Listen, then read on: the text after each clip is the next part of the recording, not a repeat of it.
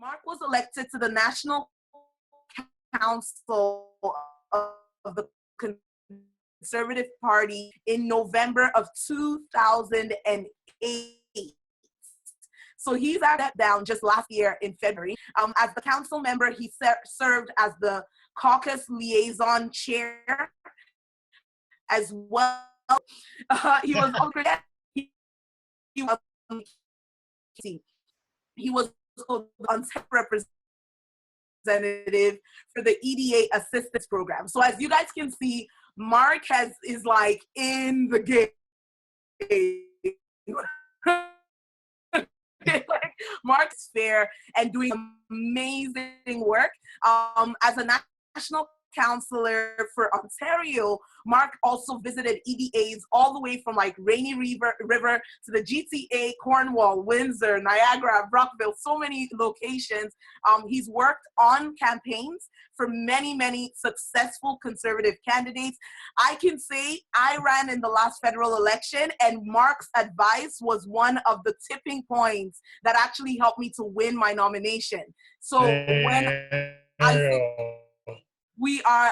I'm like, anything Mark has to say, we are here so much for taking the time to come and to share your wisdom with so many of us and help us to get involved and get in the game and get active. So it is over to you, Mark. Okay, thanks, Toyin.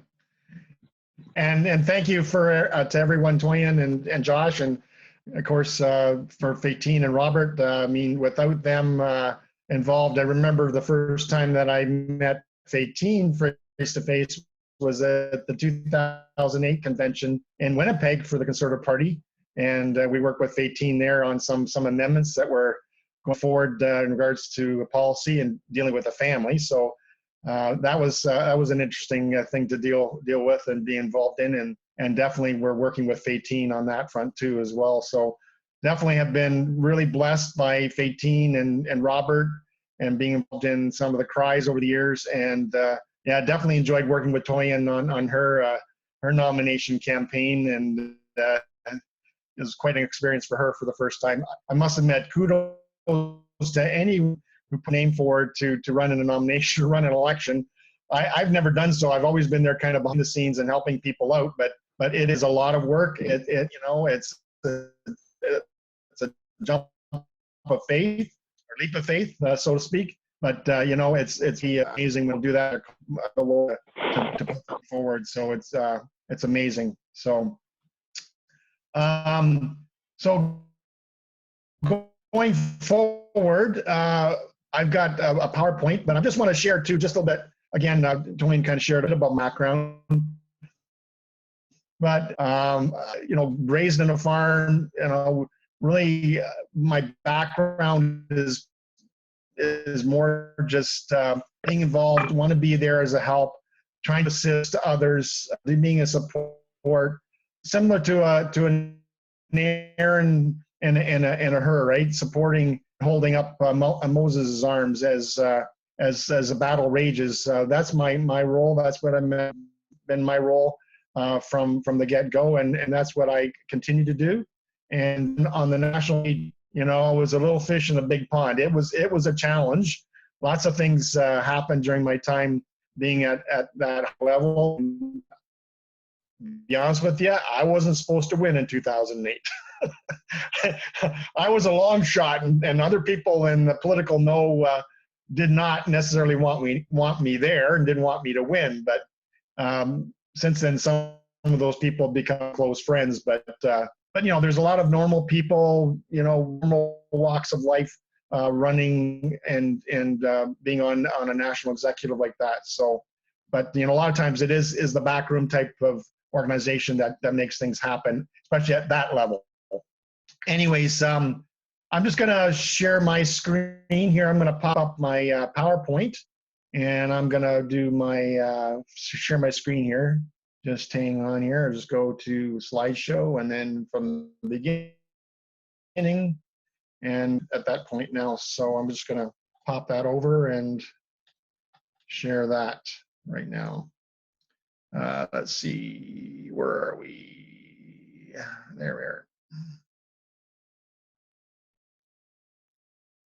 So can folks see that now? I'm not hearing anybody yay or nay. Do you see that? See the presentation, Doyen? Yay. Yes. Okay. Is that full screen for you guys, or? Yes, it is. Oh, okay, good. Good. See your slides on the There, left. there you go. The big picture, I kind of pasted what you guys put together. It was a nice graphic. I really appreciate what you guys did on that front. So, kind of get started. Kind of at this point, one of the key verses that speaks to me about a lot about is being salt and light, and you know, that we are the salt of the earth, that we are the light of the world, and that's one of the reasons that we need to be involved politically is because of that command in Scripture.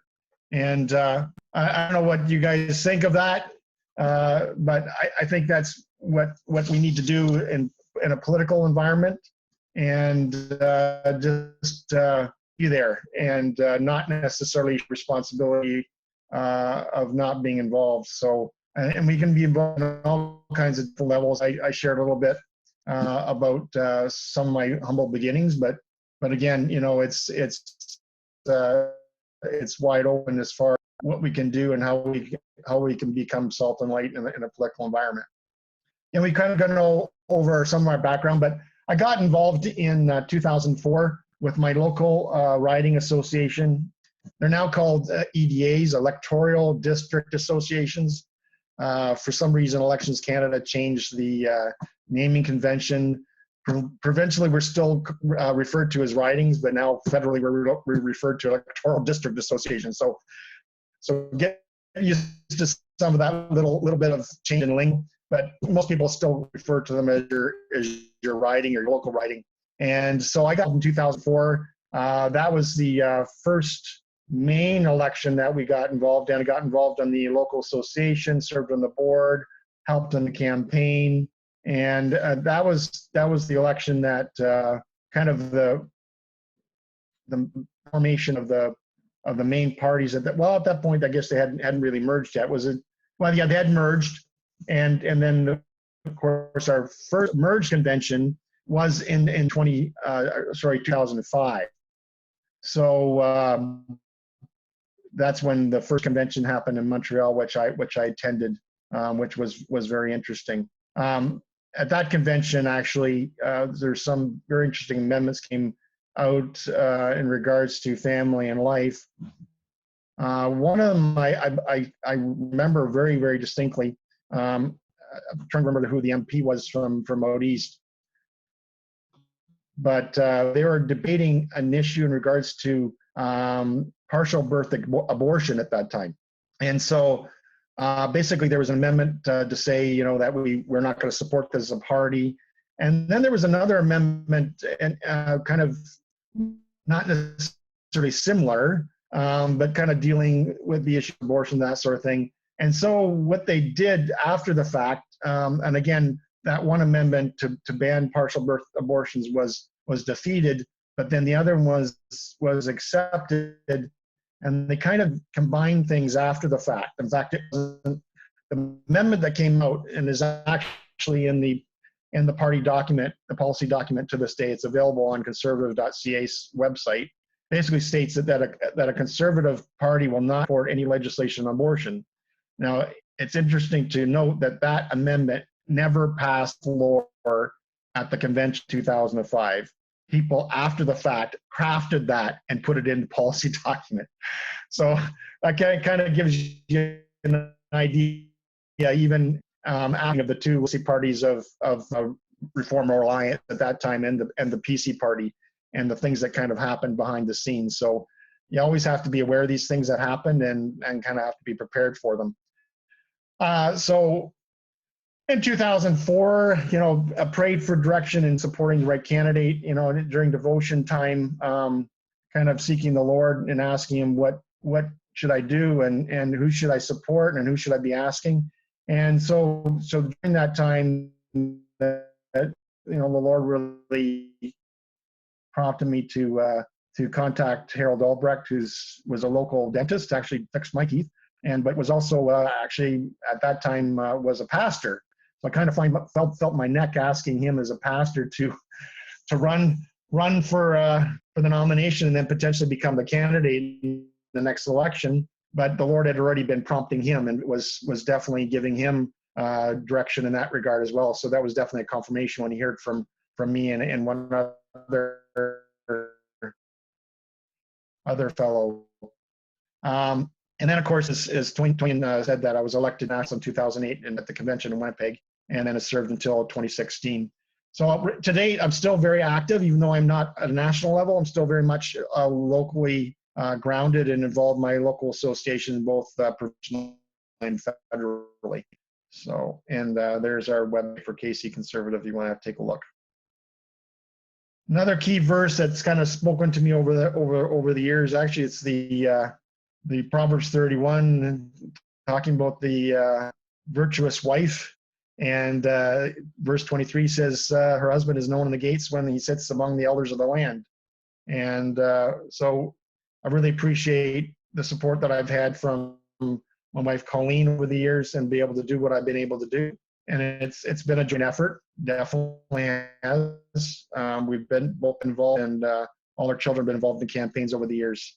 But that's kind of a key verse that I kind of put forward every time that I speak to people, and saying that, yes, people should be involved in politics. People should be sitting at the city gates. People should be having an influence about the discourse that's happening at that level, and doing so both provincially and federally. Lots of people say, well, what's politics all about? You know, politics is not really in the Bible. Well, the fact is, it's a Greek word. It comes from the word polis, meaning a city or community, and politics is derived from the word politica, which actually Aristotle actually came up with that term, and means affairs of the city. So really, politics is not something that has not been there over time. It has always been there. We all live in cities, or some of us do, some of us don't. But majority of people around the world now live in cities, and I really believe that cities are on the Lord's heart. And so a political person per se. No, he wasn't. He was a king. He was King Jesus for sure, but he wasn't elected. He wasn't part of the Sanhedrin. He wasn't the struck of the day, and definitely spoke out against it. But I was definitely concerned about the cities, and definitely cried out, like he said in Matthew 23 verse 37, cried out over Jerusalem and desired to gather her children together. So, and definitely should be our heart to be servants in that respect, and have a heart for the cities, and definitely be involved in politics. Let's just move on here to the next one. So I gave you a little bit about how it all started, but I want to emphasize the whole aspect of praying, identifying, recruiting, and supporting. And I think this is a kind of a very simple process that you can incorporate in how you look at politics, and how you can be part of the process and be a help. It all starts with prayer, and that's how it started with me, and definitely praying and seeking the Lord and in devotions and quiet time, and asking him what we should be doing. So definitely start there. That should be always our basis of prayer. And then basically identifying an individual who you think shares values that we share, and can definitely have an impact. I mean, obviously you want people that are articulate. It's not always required. Sometimes you want people that do have some experience, although when you look at young Sam Oosterhoff, who was elected as part of the PC party in Ontario, he's a young 19-year-old guy, and has never had any political experience prior. Homeschooler, homeschooled by his parents, but it definitely can work in that regard, and he definitely is there being a voice, and definitely pray that the Lord definitely uses him. But ultimately, I think it's good to identify people that have had some experience, and if they don't have experience, it's not a bad idea to maybe get involved in the local school board or municipal politics, get some local experience of how things are run, and be involved and get some experience public speaking and that sort of thing.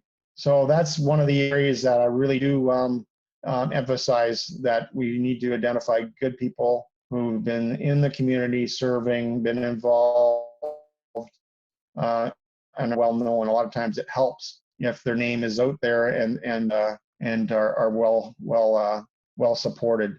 I just remember a little story I'll share about Harold Albrecht when he first ran for the nomination at that time, back in it would have been 2005 when he ran for the nomination. There's about 6 candidates ran here locally, and there's one fellow that was running from Guelph. We didn't know. I knew him, knew of him. He wasn't necessarily from the riding. He didn't live in the riding per se. A good fellow, definitely supported our values. That was pro-life, pro-family person. And but when we started calling for him, his name just didn't resonate. Just didn't. And we were having a hard time getting support on the phone. And so we said, well, this is going to be a hard slog to kind of get this guy the right kind of support to help him win the nomination. Some of the other candidates were better, well known, and we're going to beat. And then Harold, at the 12th hour, basically almost 2 or 3 weeks before the nomination was being held, jumped in and put his name forward. And then we sort of started calling for him. My wife was more involved at that time. I was busy doing other work, but she started calling for him, and it was like the lights went off. People said, "Oh yeah, Harold for sure. Yeah, I mean, yeah, you can count on my support." I mean, every time you call somebody, "Oh yeah, I know Harold. He was on the school board. Oh yeah, he was involved in their hockey, or he was my dentist, for 10 years, thing like that." We were getting such huge response on the phone. So it does matter who you get, and sometimes if they got good local roots, you'll have an easier time of getting them support and getting them nominated and hopefully elected as well. Because if they're known for their nomination, they will definitely be known when they win federally or provincially during an election. And of course, the support side of it, recruiting is one thing, but supporting, obviously calling for people's nominations, but just being there. And of course, a lot of times when you're getting involved in federal politics, you do have to have a membership for a party. That's kind of the square one. If you don't have a membership, you don't get invites to local events. You don't get invites to serve on the board. You don't get invites to local general meetings. So it's pretty important to have at least a membership. And I'll mention it later, but with the Conservative Party leadership happening right now, in order to vote, you have to be a member. So for the cost of a movie ticket, you can have a membership for a year. So that's very important. And without that, I don't think we would have been able to be as helpful to our MP and to our other candidates if we hadn't been members. So, and you can be as young as 14. So 14, you can be a member, you can serve on the board, you can go and attend conventions. All our kids at one point in time probably held a membership very early, and some of them served on the board as young as 15, and some of them as 14. And to be honest with you, with the graying of our population throughout Canada, it's very important to have young people involved nowadays, and just being there, and you begin to get an understanding of what the political process is all about. So with that, move on to the next one about campaigning. And as a family, you don't necessarily be a member to be a campaigner. Things like serve in the office and answer the phone or do literature drops. Some people don't like to do door knocking. We did it as a family. Sometimes it was nice to have a 9-year-old knocking on the doors because people would be a little bit more kinder when they open the door. Sometimes you'd get some very interesting language when they would open the door. If you're there by yourself with a young child, they would generally hold their tongue if they had something to say. So it was always nice to campaign as a family.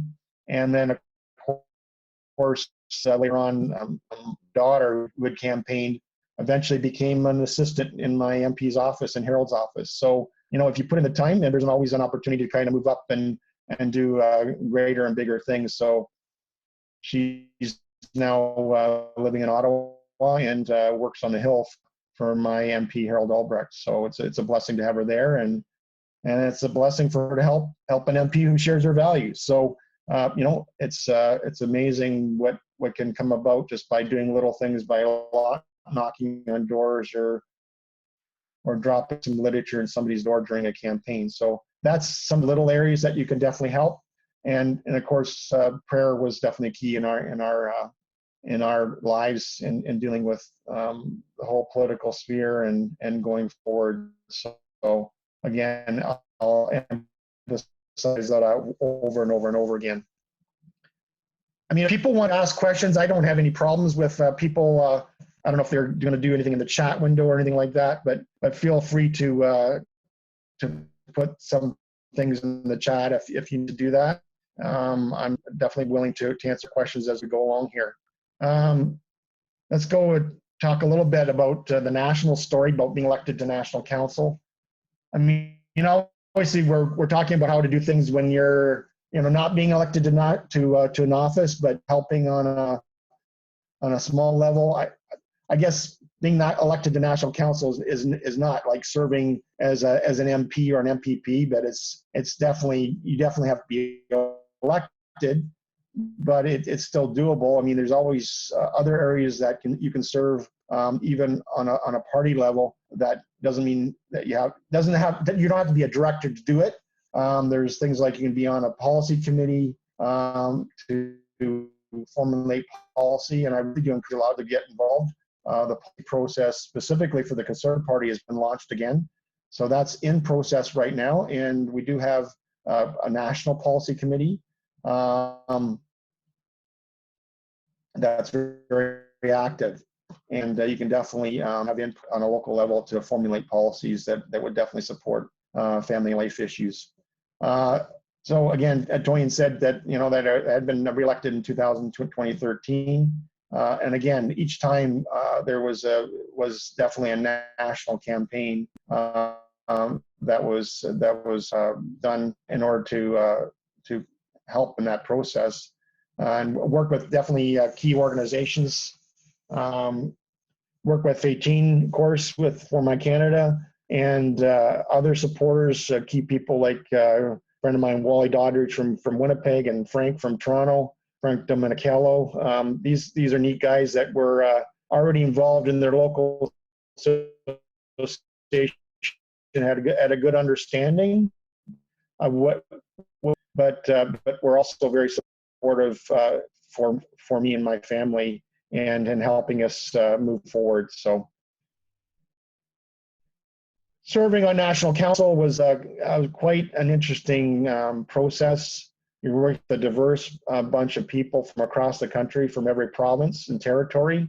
And of course, serving with the Prime Minister Harper, during my time on National Council. Definitely had quite a few meetings with him, not always, but he would attend when he could. And many times we would have meetings with him at 24 Sussex and have talks with him and his wife, Lorraine, and the children as well. So definitely an interesting experience being at 24 Sussex and being around these other people that are kind of high up on the political ladder. But I really felt led to be a prophetic voice in Ottawa and to be able to be an encouragement to the Prime Minister, to encourage him and other members of his caucus to do the right thing and to definitely be aware of family and life issues. And many times we would encourage him with this stand in supporting Israel. That was a big part of what we did. Both my wife and I would say, we really appreciate the things he was doing in that front. And also National Council, being a political party, they consider a Big Tent party. Obviously, get people from all different spectrums, from left to right, and so were many opportunities, and I definitely had to speak out to support pro-family, pro-life candidates, because there is a tendency, and there was a tendency then, and there is a tendency now to not let them run as candidates for whatever reason. And a lot of times it may be because of their social media profiles. So that's something to keep in mind if you're considering for public office at any level, is to make sure that you scrub your profiles on social media, because that can definitely kill your nomination. Leaders of any party can deny any candidate, and it doesn't happen at the local level, it can happen at the national level. So you have to be very aware of what is happening on the social media front, and be careful if you want to run for political office. Alrighty, let's move on. Again, any questions, feel free to ask them. So, as I've stated, after National Council, continued with local and provincial and federal riding associations. Again, meetings are not onerous for these type of activities. Sometimes they don't meet every month. Sometimes they meet every 2 months for an hour or two to kind of discuss business.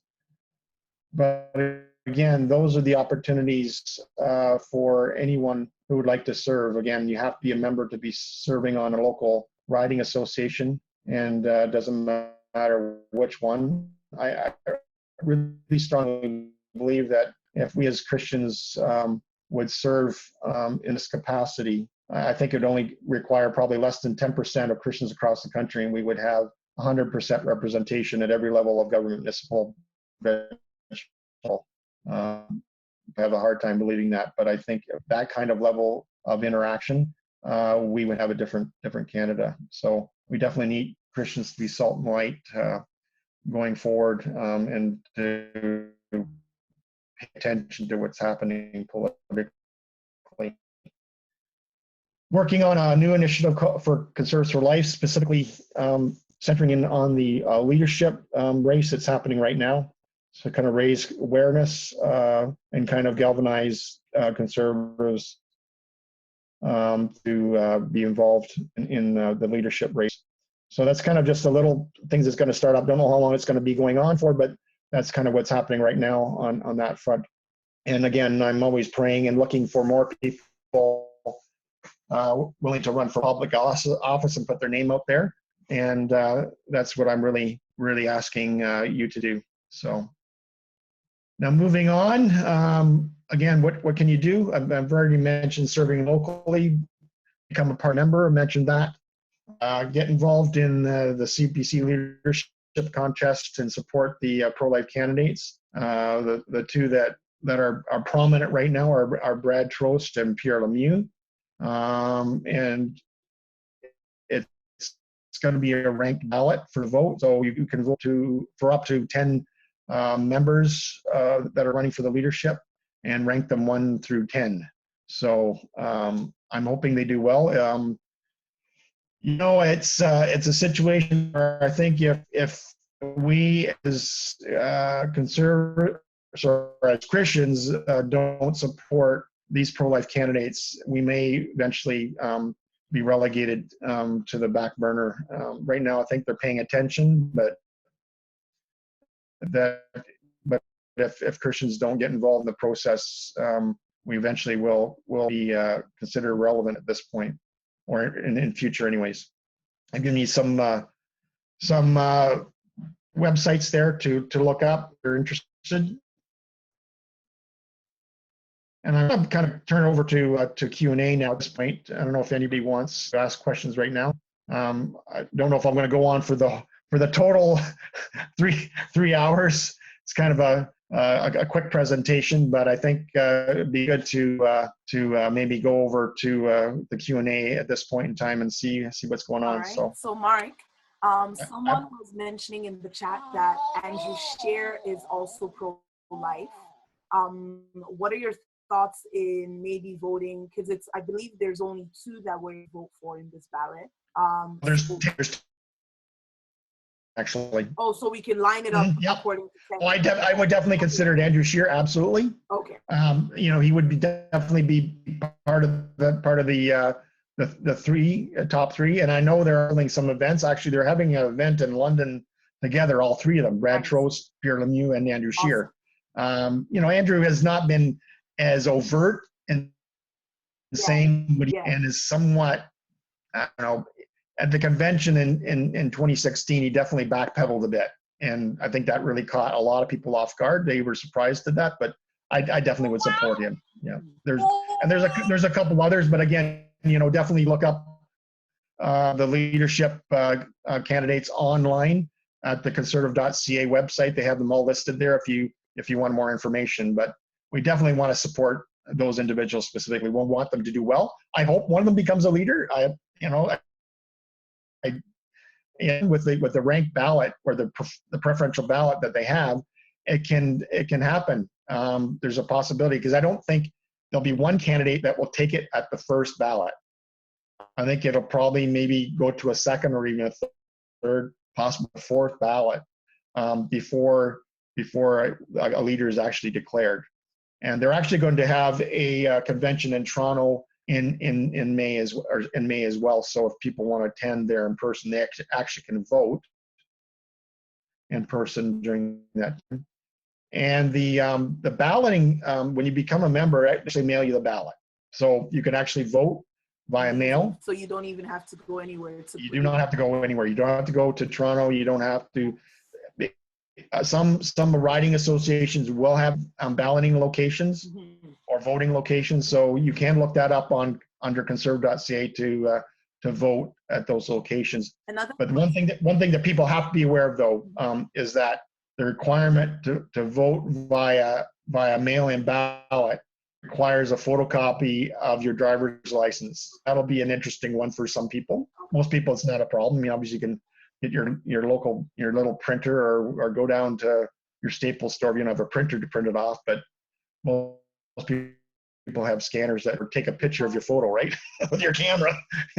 Most people should be able to do that and print it off. But that may be a minor hiccup for a lot of people to mail in their ballots, is because they may forget to mail in their driver's license. So it's pretty important to make sure that you include that. Otherwise, it's a voided ballot. Okay. And then you won't be able to. Someone else was asking, so would it be suggested, first of all, they were asking, where can they find a comparison of all 14 candidates in order to rank the vote wisely?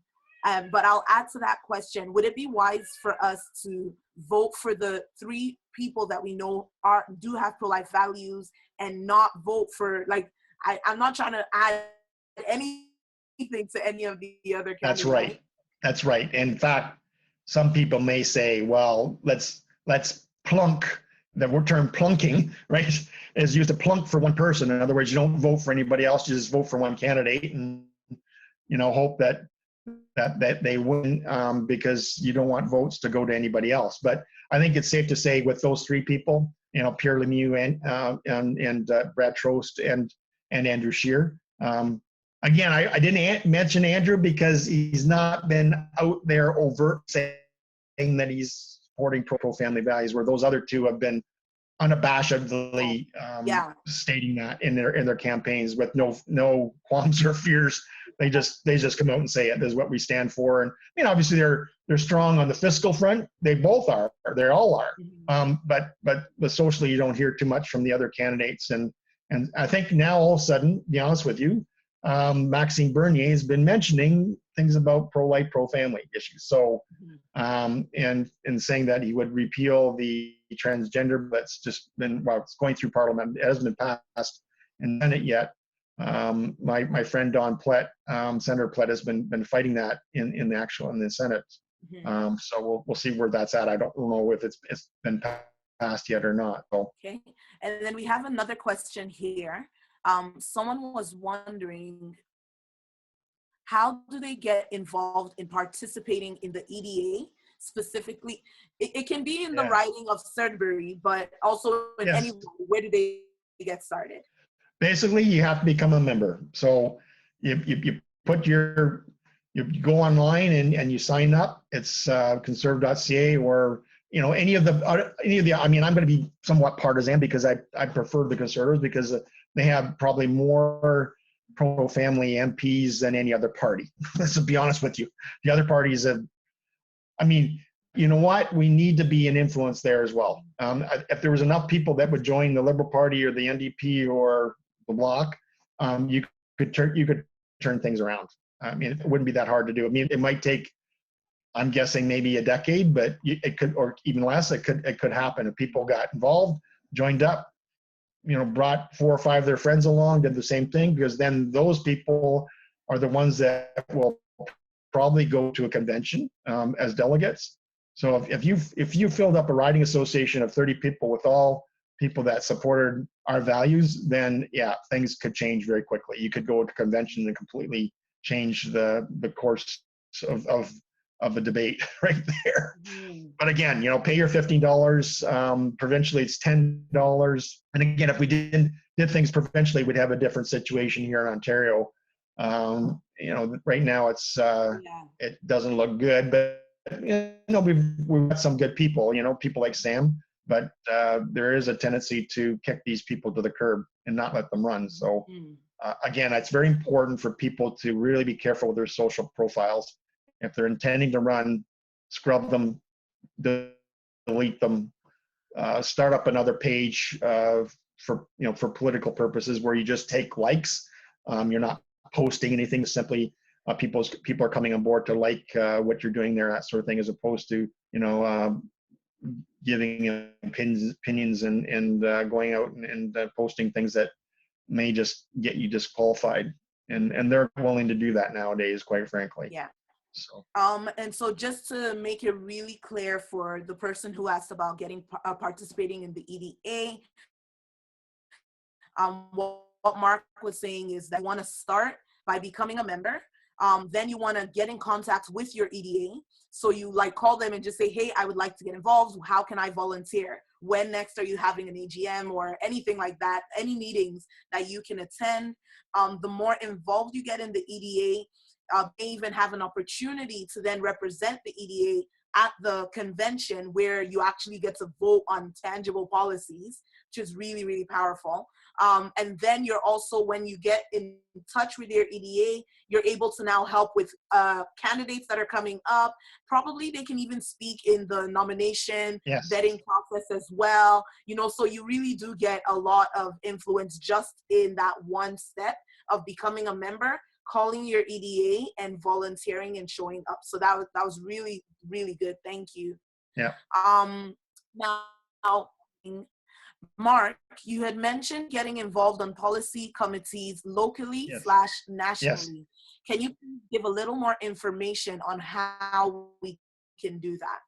Again, it'll start with your local associations, your EDA, the Conservative EDA specifically, because the policy process is being launched. And a lot of times people just don't take an interest in the policy and Constitution even less so, because it's a snooze fest.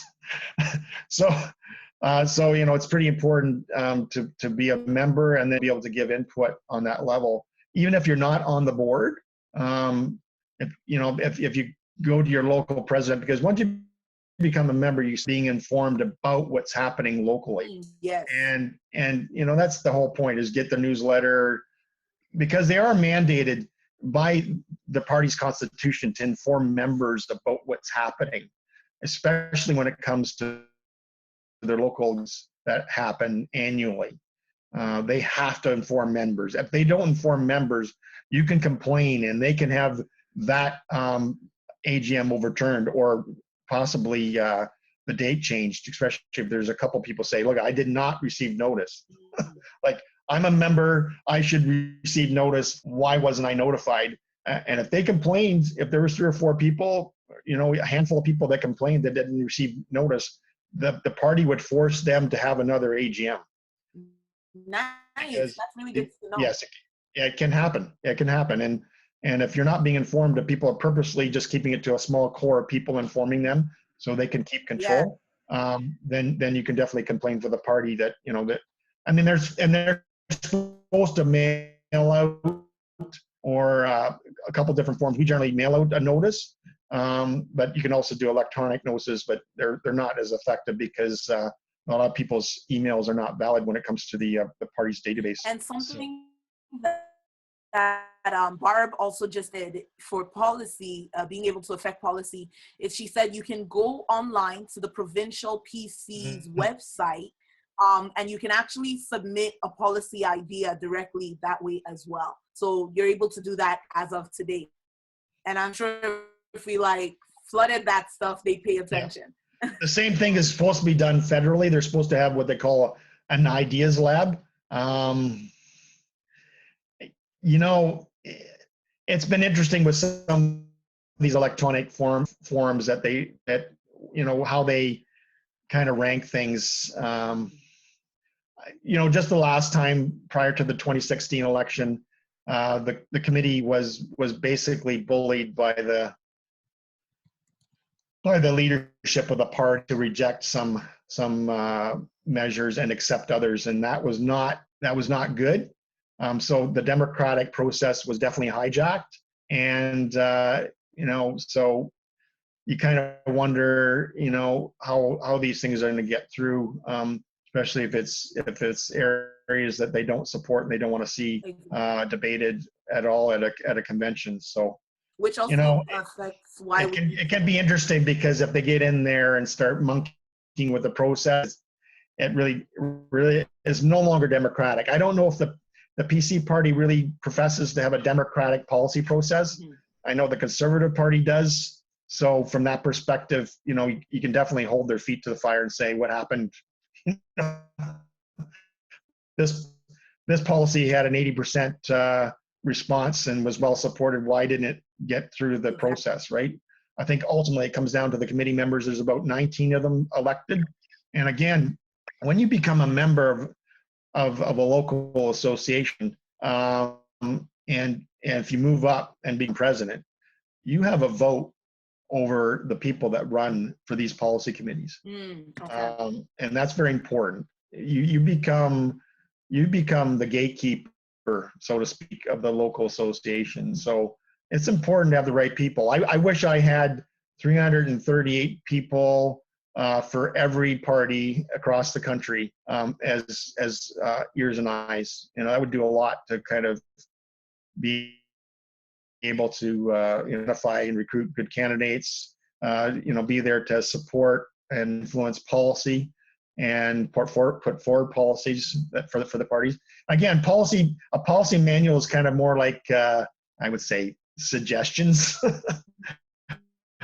They're not obligated to use them in their political platforms during election, but I think there's some very strong policies that are there. Specifically, I'm familiar with the ones with the Conservative Party, where it allows for free votes in Parliament, and that's been kind of a foundational one that they've not taken that away. That on issues of conscience, and they will definitely talk about in the policy about things with pro-life, that they allow for free votes on those issues of conscience. So, but it's not always been too free. Yeah. I can share stories on that front. It was not, I think Stephen Woodworth's motion 312, again, it was not a legislation. It was just a motion to have debate about personhood. When does life begin?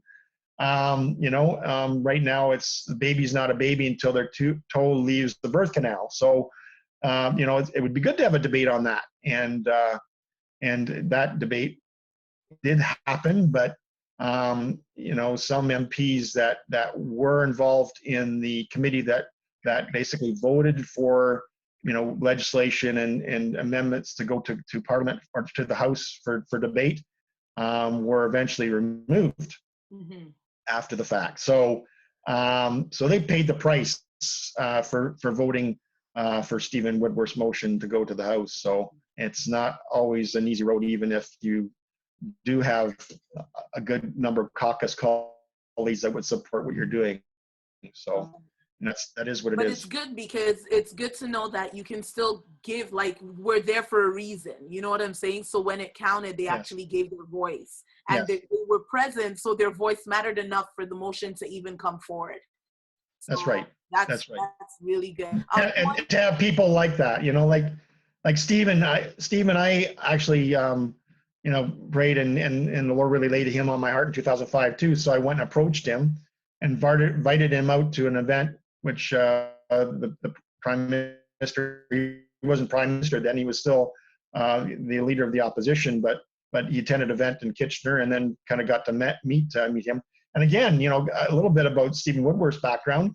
He was actually a Liberal Party member. Oh, wow. At one time. Wow. Yeah, years ago, back in the 80s, he ran against Andrew Telegdy, the nomination in Waterloo. Wow. So and he didn't win the nomination, but he felt in say 2005 timeframe that the Liberal Party that he once knew and away from supporting any family and life values, and he felt no longer comfortable in that party. So he became a conservative, ran for the nomination, with the nomination too, helped him with coffee parties and the like, and helped them get enough people to support him and vote him in as the candidate. And then of course he won the election. So so that's how it all started. It can be a very small step to kind of, because he asked me at the time, he said, well, yeah, you're asking me to run, but are you willing to help me? Exactly. And I said, sure, we'll definitely help you. We'll play a small part. It's not, we didn't do anything, crazy or, involvement, but we definitely try to organize coffee parties and give them names and help them, work on an Excel spreadsheet with the database of supporters and that sort of thing. So like that make a difference. Come alongside an individual like that can really make a difference. And just to say that if any of you guys know anyone, or maybe you personally are considering running in the 2019 election, the whole purpose of these Get in the Game seminars, or even getting involved with your EDA or all these things, is that here is a resource that's available for you to be able to get the information you need to get started and actually make that difference. So I just want to, as he said, that if any of you are considering running, definitely send an email off to either admin@formycanada.ca or train@formycanada.ca. Even after this seminar, if you have any additional questions, you can send them as well to train@formycanada.ca. We're going to go to another question. So if you do not have a driver's license to send in along with your ballot, like a senior citizen or a 14-year-old, do they have any other options? I'm pretty sure they would have information like that on the website, but yes. Do you know what the other options are? Other photo ID. So yeah, it doesn't have to be a driver's license. I mainly mention driver's license because most people have them, but even if you have, you can get a senior's card. But I believe the province issues those.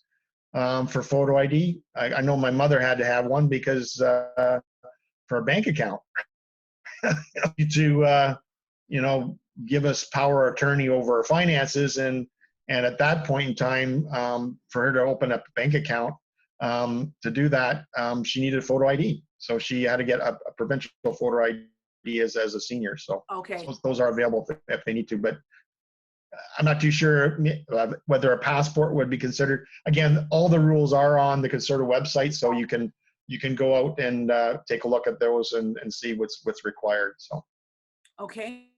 Now, I have a question here. Someone said, please explain plunking the vote again, just voting for the 3 social conservatives. Is that a wise thing to do? And I think the person also said, who are the foremost social liberals? Because they're saying, if we're going to have to fill out the 10, who do I leave out? Or should I just put the 3, the top 3, and leave it at that? Yeah, well, I think if you listen very closely to Kevin O'Leary, he's the most left-leaning of them all, Yeah. even though he's very popular as a TV personality. But, he made a statement. It was very public. It was actually during the 2016 convention in Vancouver for the Conservatives, and he was interviewed. I forget who was interviewing him. It may have been some discussion about marriage, or I forget exactly what. I should go and listen to the clip again. But his statement he says, I don't care if you have sex with a goat. So, I think there might have been something around that time that happened in the Supreme Court in regards to bestiality. I forget. I think something like that. It has passed, actually. So people are quite taken aback when they hear that. But I think it has passed in the last year that they actually okayed bestiality, which is really quite sickening to me and to many. But that's kind of some of the things that have happened. But he may have been commenting on in relation to that. So is it wise to just vote the 3 social conservatives and leave it at that? Yes.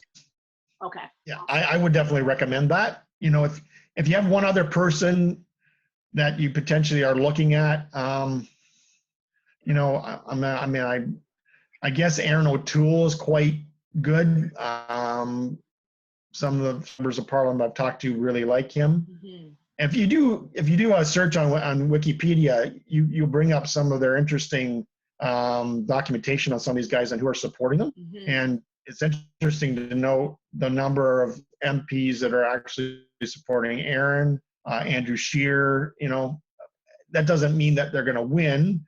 Obviously they still have to convince, the voters, the party members to vote for them.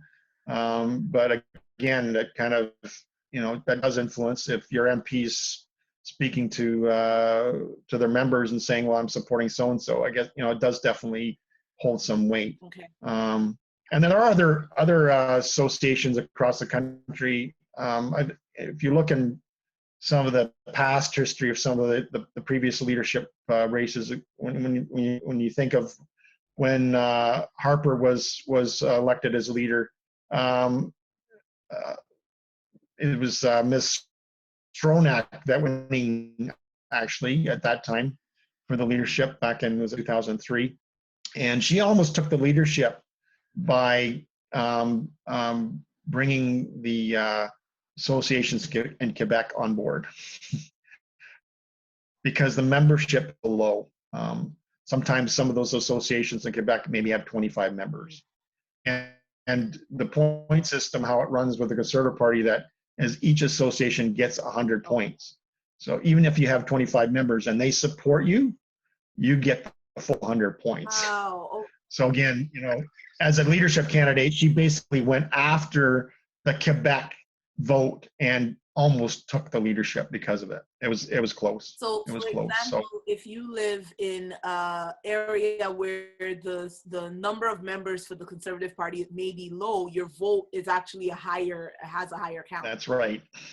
Because they still have 100 points. They still have 100 points. Yeah. Yeah, those of us who live in like liberal-leaning GTA areas, that's something that would be good for you. Well, then I know sometimes in the past in areas like in Brampton, Mississauga, even out east or out west, in places like Surrey, BC, where you have a very strong ethnic vote, an Indo-Canadian vote. Sometimes you can have memberships as high as 10,000. Exactly. Yep. And that's you. But again, they only get 100 points. They can have thousands of members, but they only get 100 points. As the other ridings. Yeah. That's really good. Yeah. I posted in the chat a link from Campaign Life Coalition, yes, where you can actually also just see the candidates in order of rank. Yes, they have a very good site. Yeah, they do. Yeah. Another question is the EDA the same as the writing? And Yes, it is. Sorry. yes, Yeah, it's an Elections Canada thing, yeah. right? So they've changed the names quite a few years ago. All of a sudden, they got rid of the word riding for some reason. But it's People still use it. MP still uses the word riding because most people know what riding is. Most people don't know what is EA. What is yeah. it? Like, is this something new or what?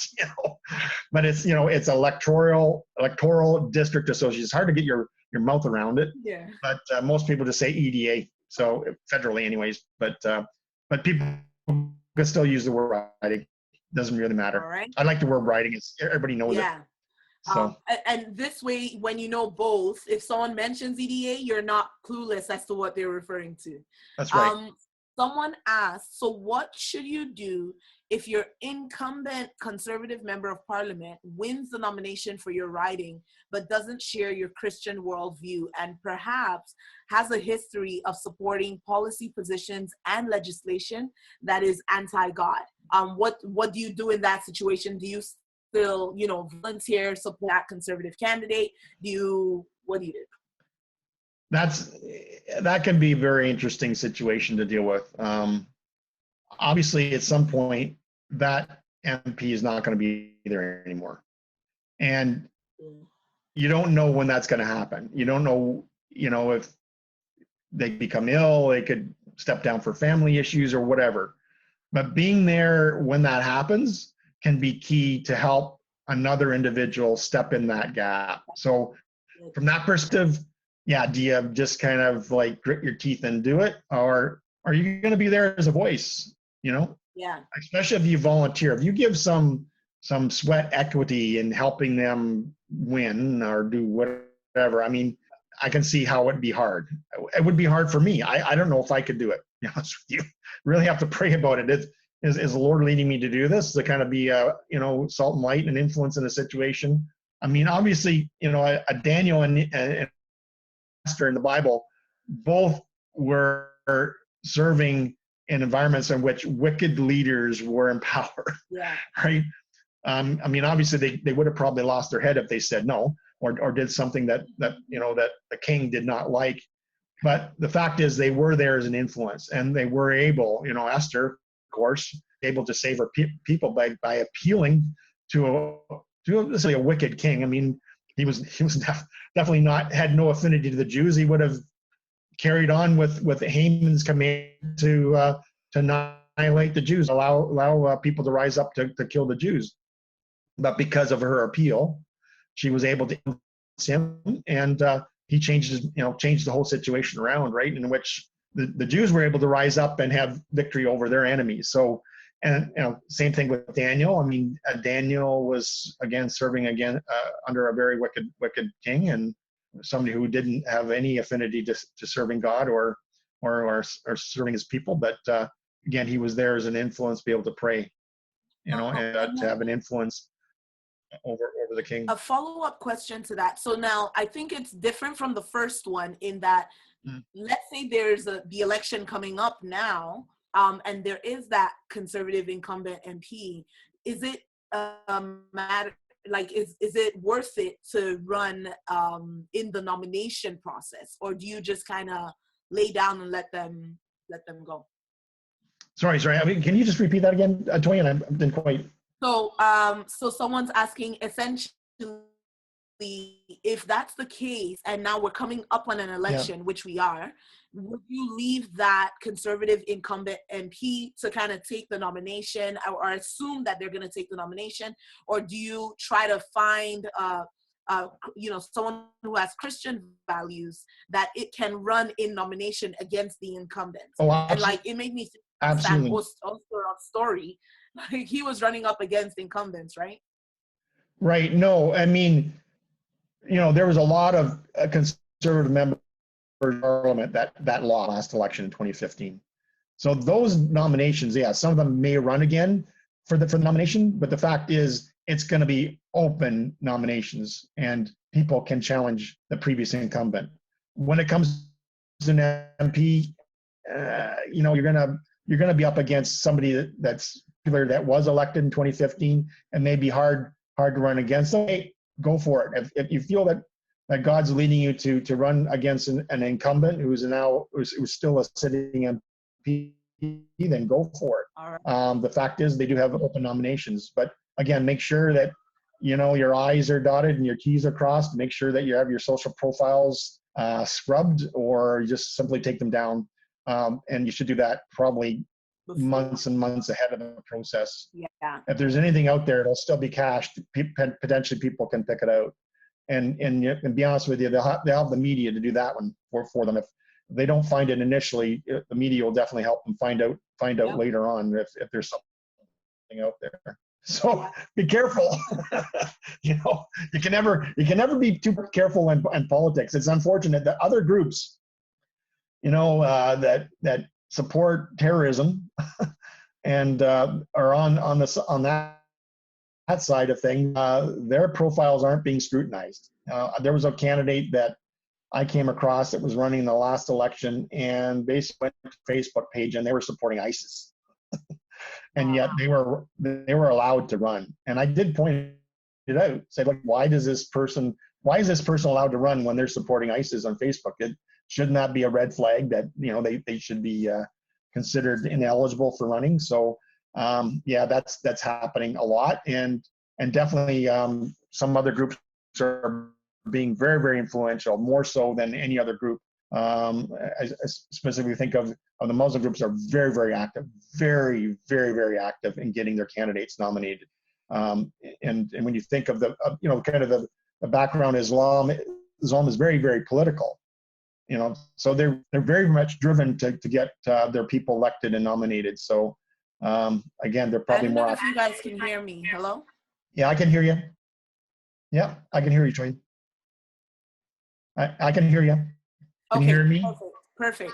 Yeah. It cut out for a little bit. Yeah, no problem. But there was one question. So someone said, as Christians, we know what values we support. What about when we want to influence non-Christians that are also maybe members of the Conservative Party, especially with the vote for leadership coming up? What about encouraging people to vote for, Brad Trost or Pierre Lemieux or Andrew Scheer? And specifically here, the question is, what about encouraging them to vote for Pierre Lemieux because of his stand about immigration and his fight against radical Islam? Is it a good suggestion, for non-Christians who may not care about social conservatism, to encourage them to vote for these social conservatives based on non-social values? Yeah, I could definitely emphasize that. I mean, some people may react, the fact that they may be pro-life, but again, you can emphasize the other aspects. I mean, all these guys are strong fiscally, right? They're very strong fiscal conservatives, so definitely vote for them on that basis. I mean, it's not that you go to their websites and you'll find out a lot of information that they're slamming specific groups and that sort of thing. I mean, they've got a really broad list of policies that they support on military, on gun legislation, et cetera. I mean, they're all pretty across the board when it comes to that kind of issue. So. But yeah, definitely hide it. I think a lot of people I've talked to as well, I want a winner. I'm going to vote for the winner, But I always tell people, leaders are made, not born. So, if you look at Stephen Harper, when he first came on the scene, even politically, he was very much, just a sort of an activist, a party worker. He spent a lot of time in Saskatchewan over the years, and he knew some friends of mine that he would go and visit them on a regular basis when he was doing work throughout Saskatchewan. So he kind of had a lowly start in politics. Obviously, he was very, very well gifted and had a lot of smarts politically, and that definitely helped him win the nomination for the leadership. But again, he's somewhat unknown really when he ran, and similar to the other people that are running now. So again, leaders are made,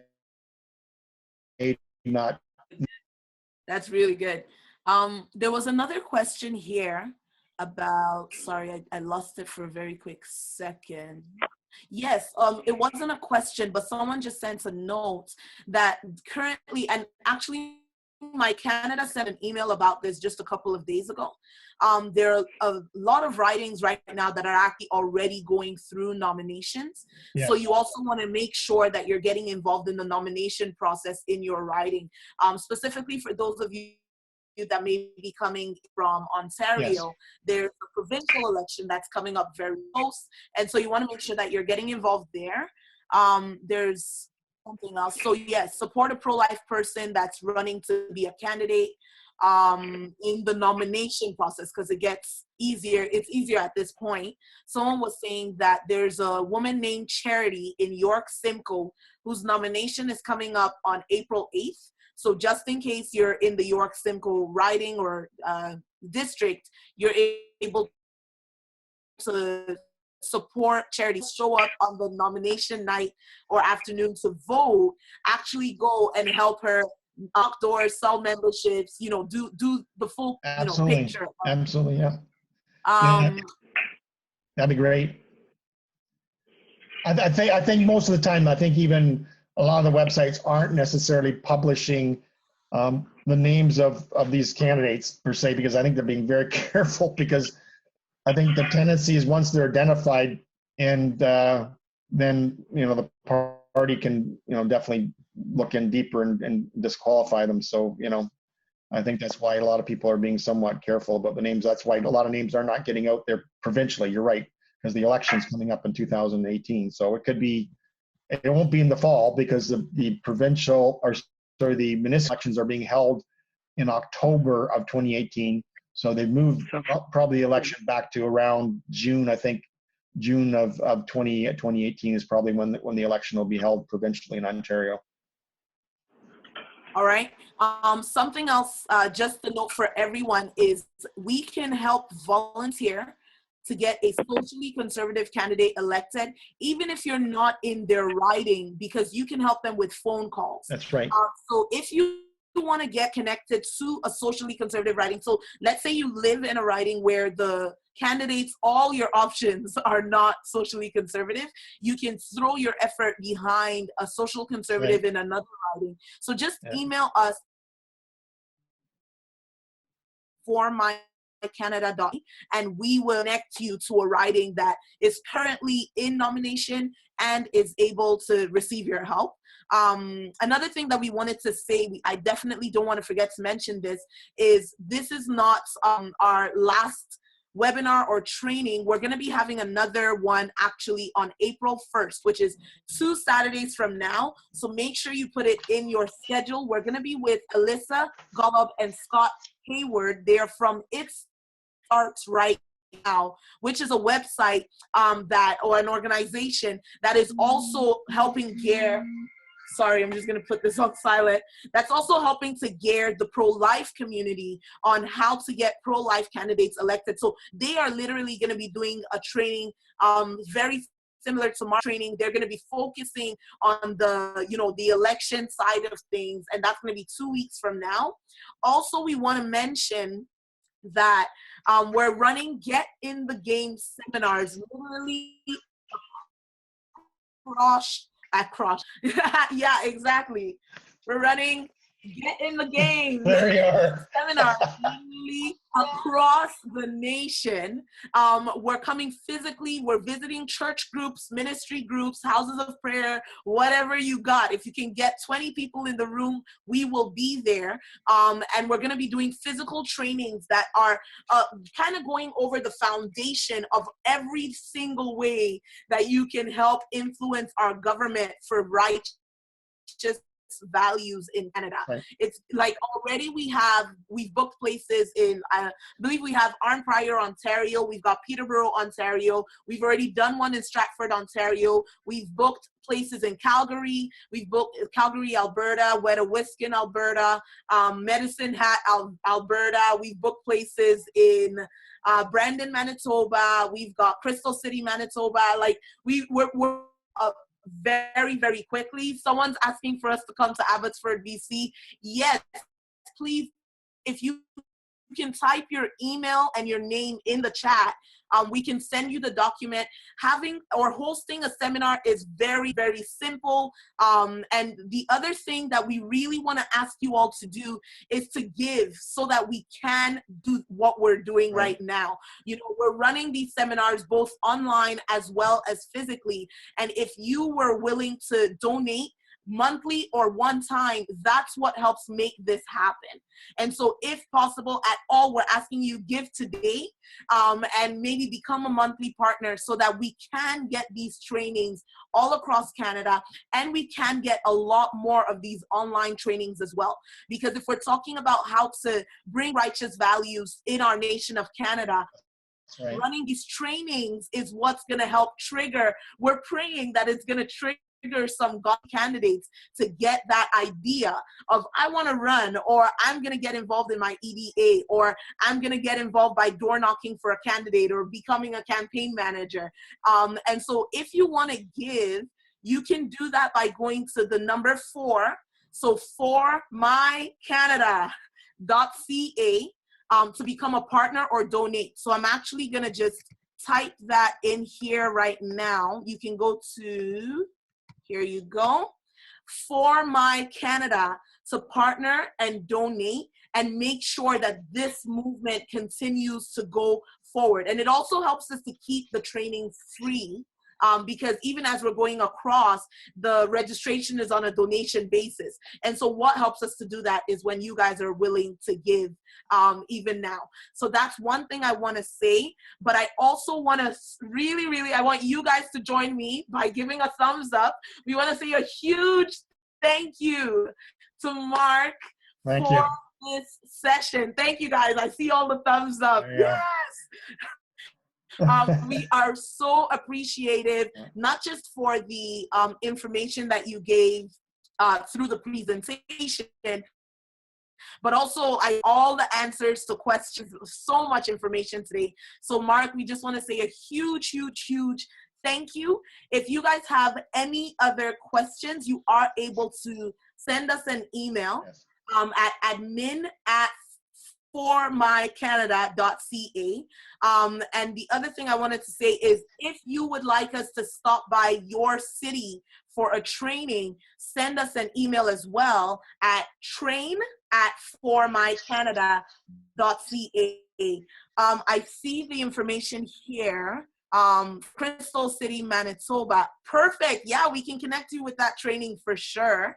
And I believe Work of Art also put in his information. So we will send you information about hosting a training in your city. Mark, do you have okay, sorry, someone just posted again. We can definitely come to Edmonton. We only have one more day available in Alberta. So Juliana, if you can post your email address and we'll send you the day that we still have available, and we can see if we can get you to get that day in Edmonton. All right, so post your email address.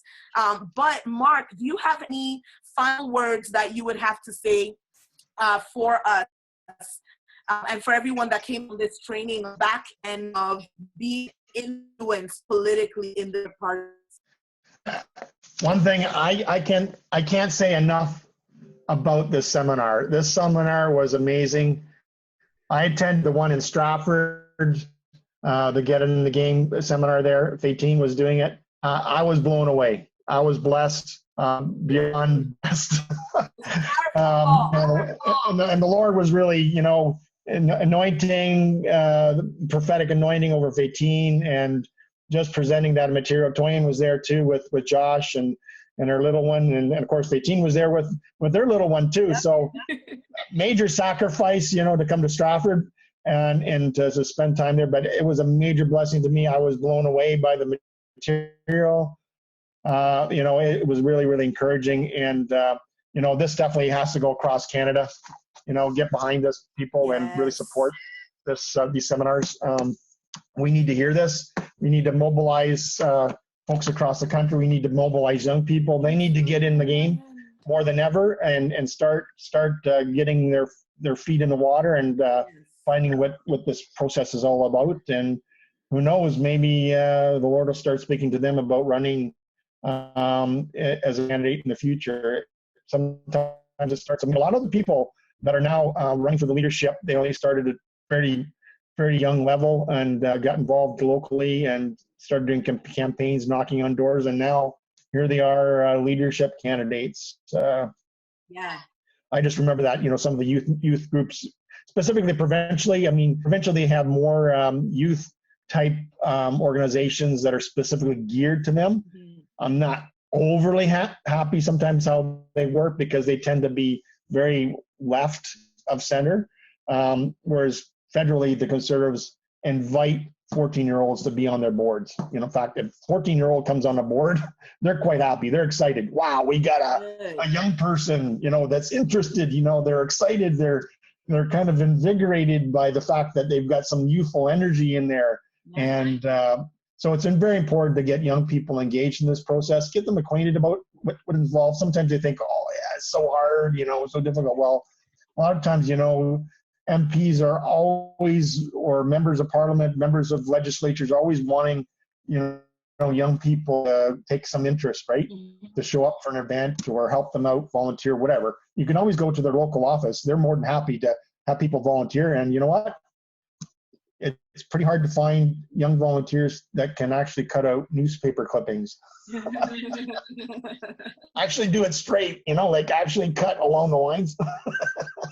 You might think that's funny, but because some people have a hard time cutting on the lines. They didn't learn it in kindergarten. They probably still haven't learned it now. But again, you can do those kind of things, and that's sometimes finding somebody just to be faithful to do that at a local riding association. You don't necessarily have to agree with the individual, but even if you want to volunteer, that's something that 18 highlighted in the training. Just be a volunteer.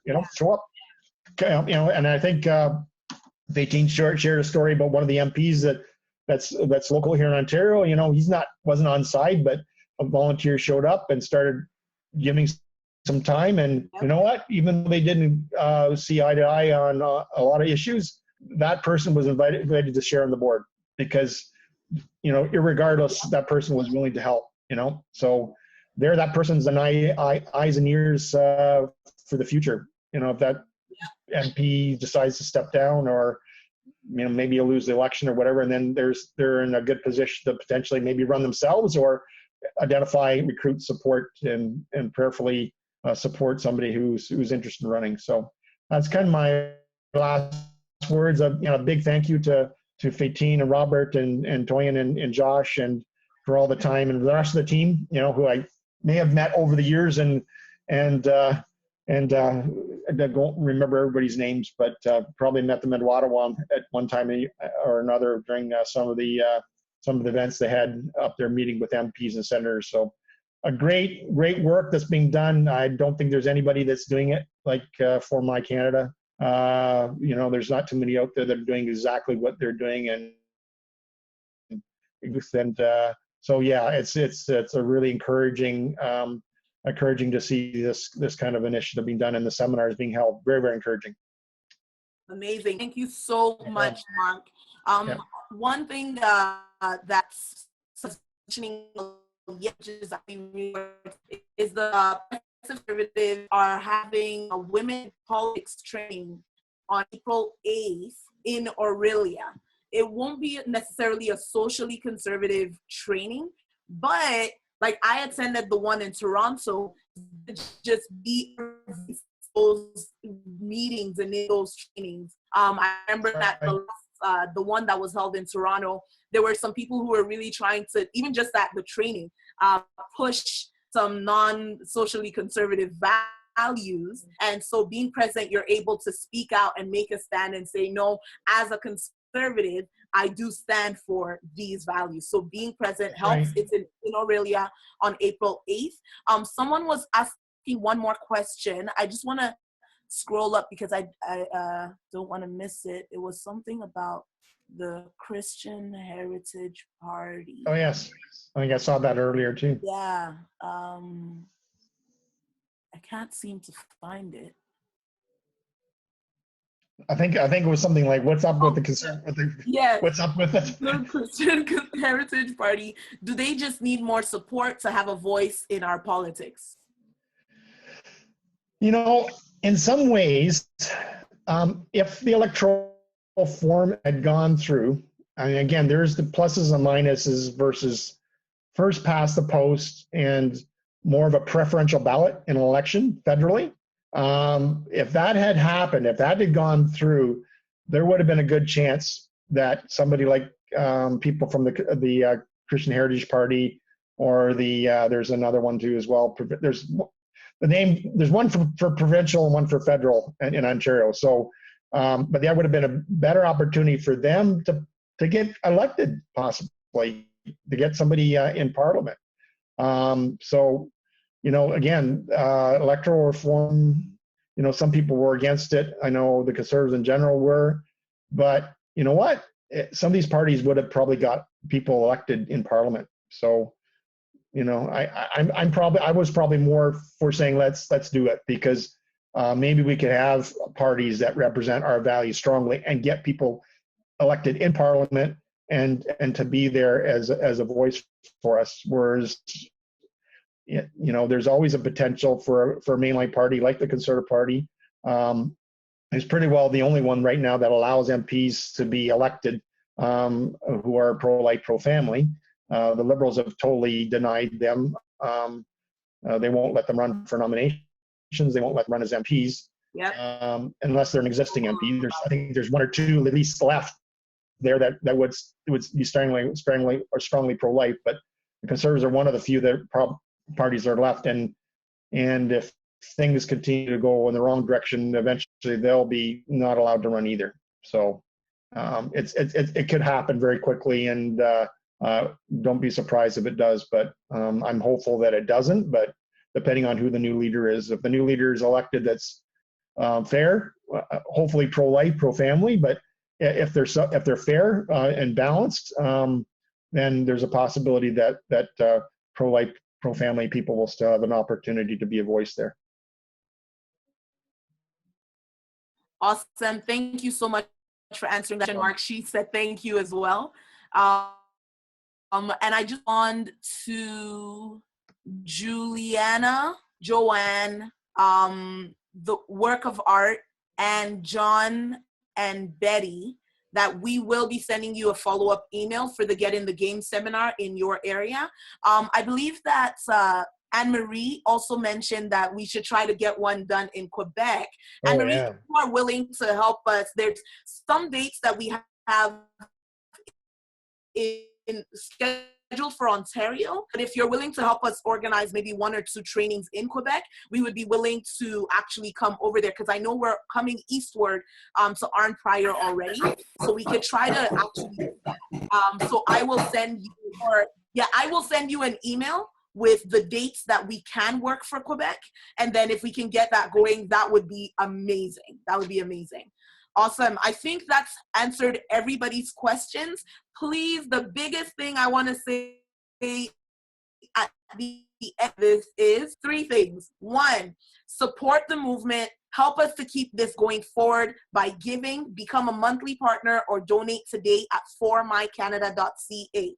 2, attend a Get in the Game seminar if you have not already. Make sure that we come to your city. And if you haven't already put your information here, email us at train@formycanada.ca so that more people who share our values have this information. And 3, this is important, guys. Make sure you apply what we've heard from Mark today. Let's not be hearers only and not doers of the word, okay?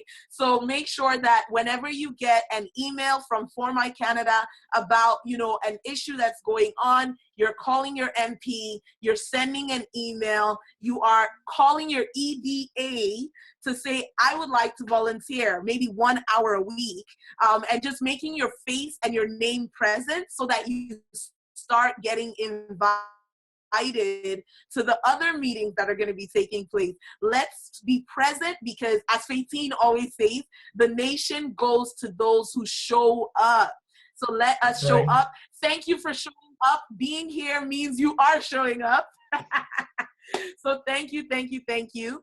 And yes, Juliana, you can call your MP's office to ask them how to get involved in your EDA. They will be willing to connect you to Absolutely. that. Thank you, guys. Thank you, Mark. Absolutely. Thank you, Pete. Thank you, everyone. Yes. Have an amazing Saturday. Okay. Today was amazing. God bless you. God bless you. Okay.